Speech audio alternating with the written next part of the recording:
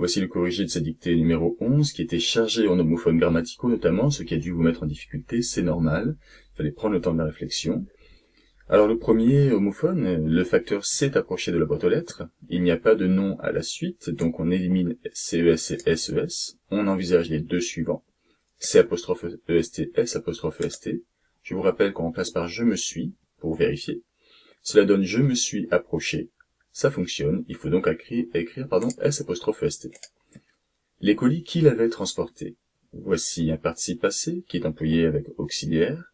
C'est l'auxiliaire avoir, donc on ne regarde pas le sujet, on cherche le COD. Il avait transporté quoi? Réponse, les colis.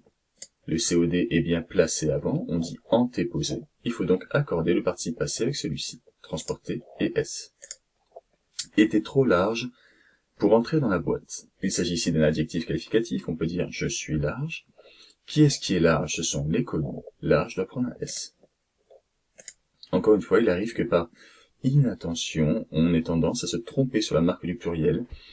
Si vous avez mis ENT, ou si vous avez songé à le mettre, retenez bien que ENT, c'est uniquement pour les verbes. Ça fait vraiment partie des erreurs qu'on peut faire par inattention, soyez vigilants.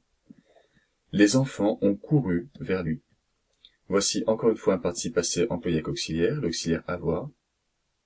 On ne cherche donc pas à regarder le sujet, il n'est pas en prendre en compte, on recherche le COD. Or, le verbe courir se construit sans COD, les enfants ont couru quoi? Cela ne se dit pas. Couru s'écrivait donc U et non pas US, le sujet n'étant pas à prendre en compte.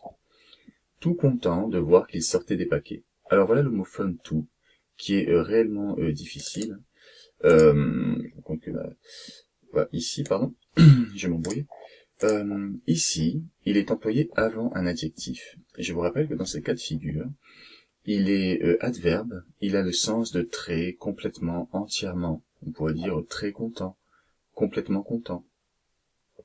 Il est il est invariable en tant qu'adverbe, sauf lorsqu'il il s'applique à un nom féminin et qu'il est placé devant un adjectif commençant par une consonne. Alors là, content commence par une consonne, mais qui est-ce qui est content? Ce sont les enfants, c'est masculin. Donc tout, rester invariable.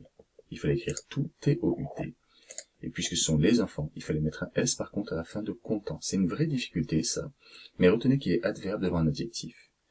Et donc il ne doit pas changer, pas varier. De voir qu'il sortait des paquets. Le facteur leur sourit. Première difficulté, l'heure.